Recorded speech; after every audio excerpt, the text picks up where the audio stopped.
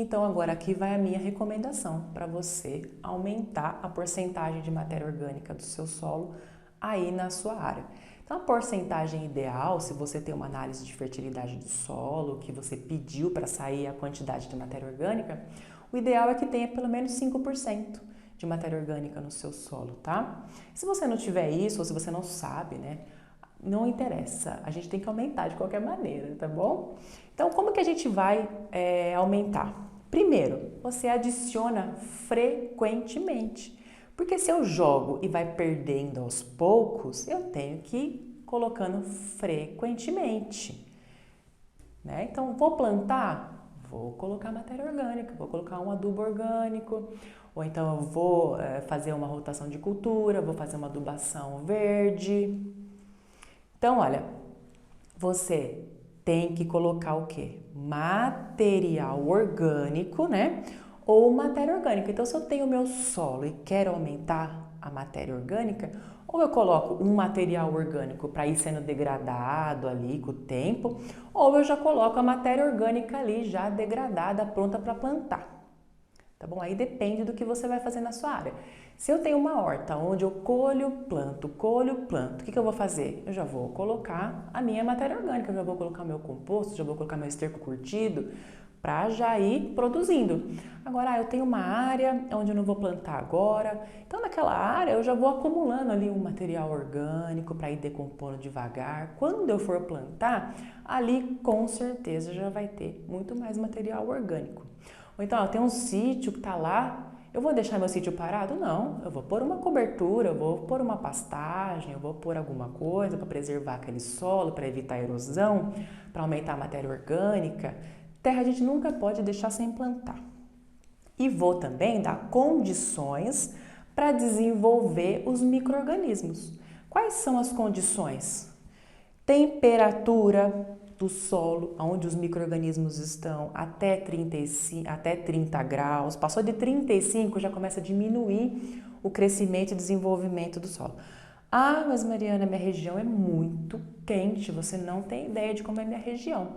É por isso que você tem que fazer uma cobertura do solo. Se você tem o solo e está cobertinho, embaixo dessa cobertura morta, a temperatura é outra. É outra. Tá?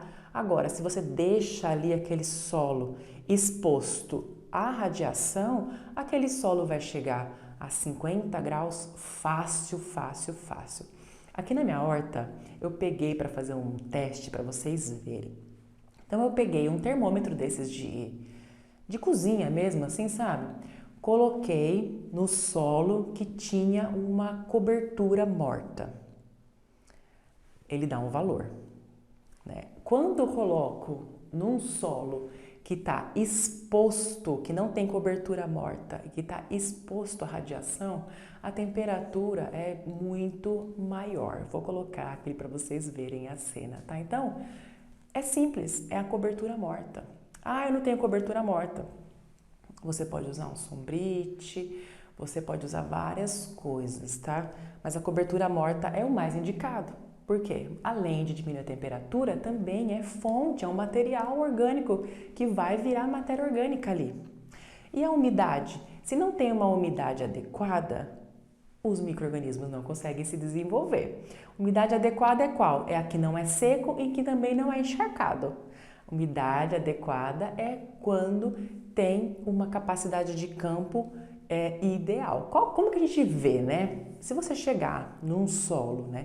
Pegar um pouco daquele solo na mão, apertar esse solo e abrir e ele formar um bolinho e você apertar esse bolinho e ele esborroar, esfarelar fácil, a umidade está boa. Se você apertar e não formou bolinho nenhum, só viu o pau ali na sua mão, tá seco. Se você apertar esse bolinho, abrir, quando você colocar o dedão em cima dele, ele moldar, quer dizer que está com muita água. Se o solo está com muita água, a água faz o quê? O solo tem poros, né? Então tem poros que ficam água e tem poros que ficam ar. A planta, a raiz precisa de ar e os micro-organismos também. Se eu tenho muita água, a água ela vai fazendo o quê? Ela vai enchendo esses poros e vai expulsando o ar. Então, você cria um ambiente sem oxigênio, anaeróbio. Então, aqueles micro-organismos que são benéficos, que estão ali, né, para decompor, eles não vão conseguir sobreviver. Aí vai proliferar aqueles micro-organismos que não usam oxigênio na respiração. Eles usam outros compostos, né? Então, quando a gente respira oxigênio, a gente elimina através da respiração o que? O CO2, o gás carbônico.